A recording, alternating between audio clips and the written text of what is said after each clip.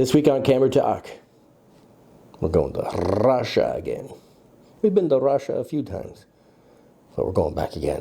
And what are we looking at this week? This is the Mir-1B. There's been a few different Mirs, Mir-1 and Mir-1A. This is the Mir-1B. It's a 37mm, f2.8. It's a copy of the Carl Zeiss Flek. So, is it any good though? Is it Flek-ish? Well, let's find out together. Are you ready? Grab yourself something to eat, drink, smoke. Where have you been all my life? We just come in with. Oh, if you don't mind. It's not Okay. really. Get yourself comfortable and come on down. Yeah. Here I am, Vietnam. Rain is always coming down. This is Camera Talk with Dr. Scott and Dylan. That's right, Dylan and I are back this week. That's right. Back this week with another lens, another vintage lens. This is a Mir-1B. And it was, it was first introduced to the world in 1958, and they produced it all the way till 1992, just after the fall of the USSR. So, where does this come from? Well, if you know your history, the Soviet Union, as part of their war reparations in the Second World War, were granted the eastern part of Germany, which included a town called Jena, which is the home of Carl Zeiss. Everybody knows that, right? Carl Zeiss. And so, once the Soviets took over the business there, they basically helped themselves to everything that was in the company. 1946, the first camera of type T was manufactured, including all the designs and machinery, the technicians and engineers and whatnot, designers. And, some of them stayed in Germany and some of them were taken back to the motherland. And this one ended up being it's not exactly a copy, but it's based on the design of the Carl Zeiss Flek, which was first introduced in 1950. So 8 years later, they produced this one. And, the Soviets were known for doing that kind of thing, like the Helios was, designed based on the Carl Zeiss Biotar, 58mm. But anyway, this is and of course the Flekticon's a 35mm, but this one's 37mm. That's weird. So it's a little, again, you can't say it's a copy, so it's not the same as a Flekticon. It is obviously a little different. So this lens, anyway, built, as I said, between 1958 and 1992, produced by 4 different factories in the Soviet Union. One was KMZ, one was ZOMZ, and the one that produced this one is VOMZ, and the V is for Vologda. Vologda. You got to say it with a deeper voice to sound Russian. Vologda, which is a town about 215 miles northeast of Moscow. And so VMZ, or VOMZ, stands for Vologda Optical Mechanics Z, whatever the Z is, factory or something. I forget exactly what. I think it's factory. Yeah. So anyway, that is kind of where this thing came from. And the way Soviet serial numbers go, the first 2 digits are the year of manufacture. So this one starts with an 88. So obviously 1988. So what was this? 1988 and 2001. So it's kind of cool, 1988 and 2001. Space Odyssey. Seen that movie? Remember Hal? I know that you and Frank were planning to disconnect me. Yeah. Well, anyway, yeah. So again, it was it's a pretty cool lens, and it's a favored lens amongst those who create videos. I'm a fucking artist. I'm sensitive as shit. Now, why would you ask that? Or why would I say that? I know you didn't ask anything, but let's just say you asked, why, Daddy, why? Well, for a number of different reasons. One is the focal throw on this thing's 270 degrees.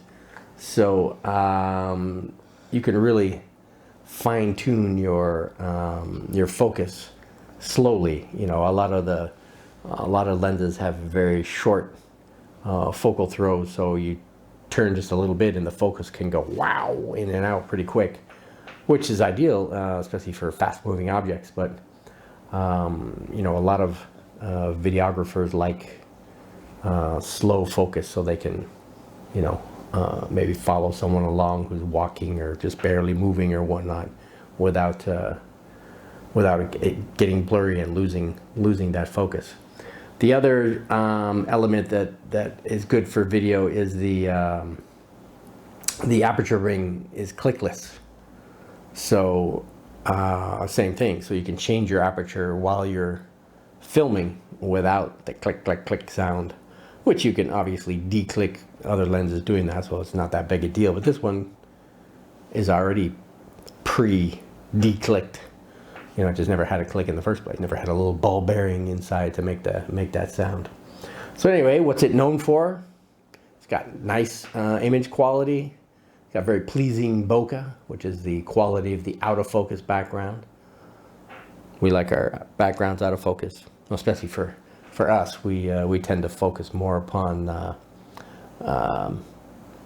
portraiture than anything else. So in portraiture, we like to have a little out of focus background. It can develop, or it can render some 3D pop, you know, under the right circumstances, and it reproduces pretty decent colors. Now on the downside, when you're outdoors and you've got some bright lights heading this way or that way, it flares fairly easily. Deal with it. Okay, and you're welcome. So how do we stop things from flaring easily? Use a hood. In the hood, right? So that takes, you know, or an ND filter. I can use that as well. So obviously, as I said, it's great. It's great for videos and whatnot, but it's not bad for stills either. And so we'll show you some samples of that. But the technical specs on this, it's 6 elements in 5 groups. Its close focus is 70 centimeters, which is kind of typical for rangefinder lenses. It has 10 aperture blades and they're rounded, so it renders circular bokeh balls at various apertures. It's not super heavy, but it's not super light either, 200 grams. And as I said already, it's 37 millimeter focal length versus 35. Now it's a 2.8, so it's fast enough. It's not super fast, but I don't care. You know, I've got plenty of 2.8 lenses up there, so it's you know, it's kind of part of the family, so to speak. So 2.8 all the way to f16, and again, it renders some pretty decent photos, doesn't it? So I think that's pretty much all the technical mumbo jumbo I wanted to share with you. So let's take a look at what it can do. So I have my A7R II here that I shall be using as a tool to demonstrate. Come on, get on there. Demonstrate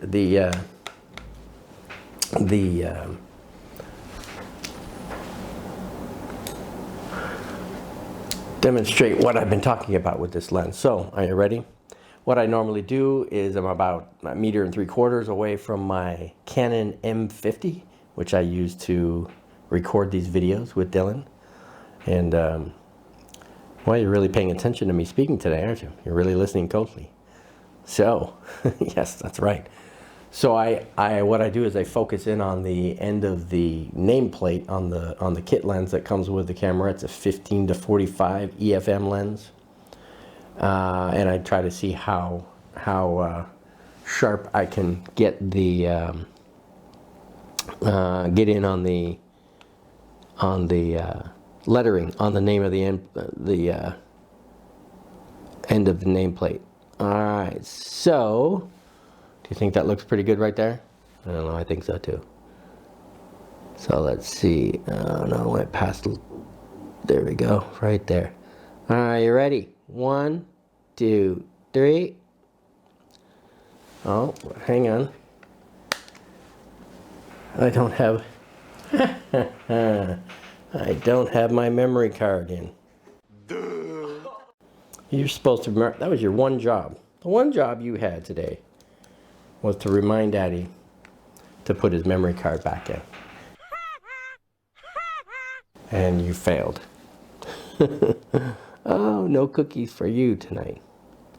All right, so where were we? Yeah, right there. All right, 1, 2, 3.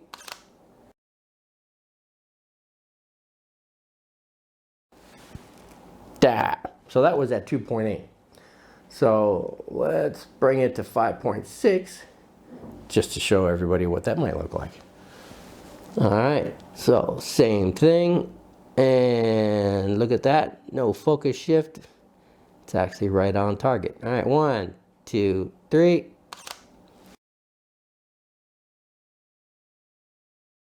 All right, and that was at 5.6. So with that said, let's give you some real world shots. And we all know what that means, right? That means shots of this guy. So here's Dylan at 2.8.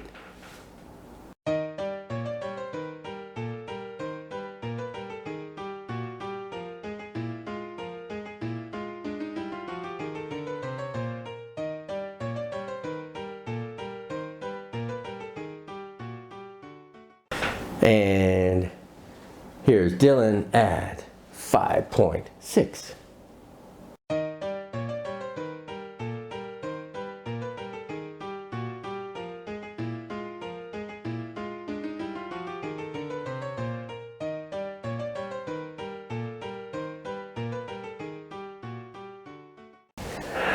And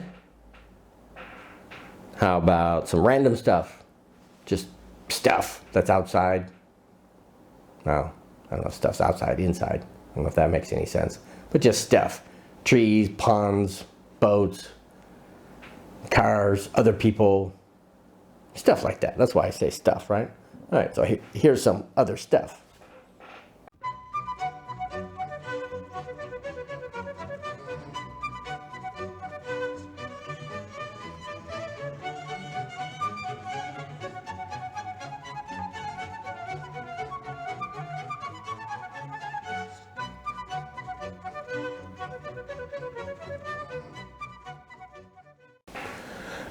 And I think that was pretty much all I wanted to share with you. So other than that, how about we do our little plug for our photo editing software? What do we call that? Luminar. Luminar AI and Luminar Neo. Neo's the latest, greatest one. It's kind of a mix of AI and Luminar 4. It's got all kinds of artificial intelligence stuff. It's pretty cool. Masking AI, one button removal of power lines and dust and spots, and you can relight your scene just like that. You can remove backgrounds.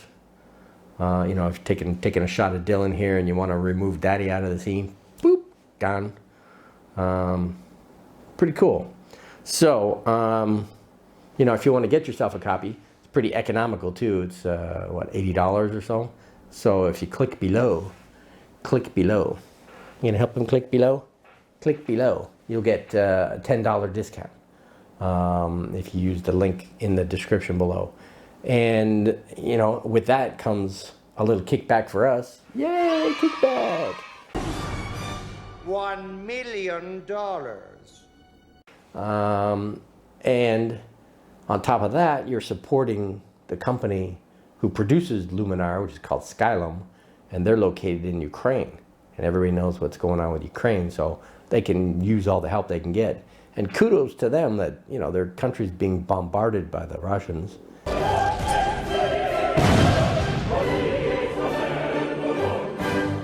And yet they still go on working, producing the software for us, or improving it, adding new features to it all the time. So kudos to the people at Skylum. Other than that, how about we get people to subscribe, right? We need some support for our channel, right? To get more exposure out there in the world. So how about you subscribe? And about Dylan. Dylan can help subscribe. And two finger, well, your two finger and my two finger is four finger. Subscribe. That's right. And what else does YouTube like besides subscribers? Huh? It's like thumbs up? Thumbs up? I do thumbs up. Can you do thumbs up? Likes the thumbs up, so how about we get support from the thumbs up girls? Thumbs up. Do do do do do do do do do. Thumbs up. You like the thumbs up girls.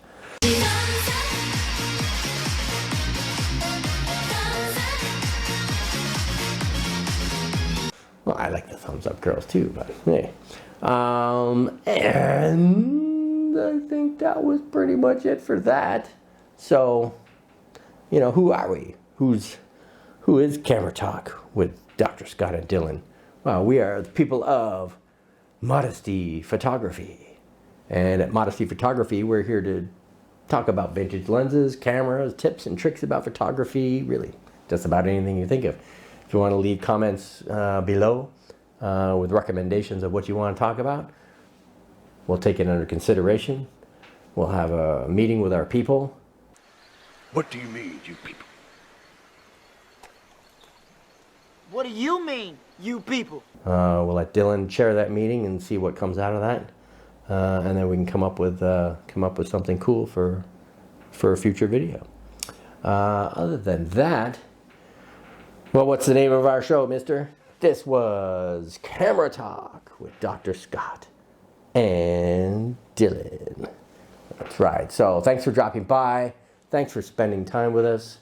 Can we recommend the Mir-1B for an economical price?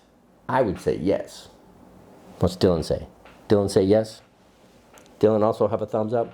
Thumbs up. Yeah. He says yes. So, yeah, we can recommend it, you know. Obviously, it's not going to be your one-stop shop lens to do everything for you, but again, for videos, for something a little unique, for a vintage look, it's a decent lens, and there's millions of them out there, so go find one on eBay or somewhere. All right, so thanks for dropping by. Thanks for supporting us, and stay safe out there, all right? Is everybody say bye-bye? All right, so bye-bye. Here I am, Vietnam. Green is always to me.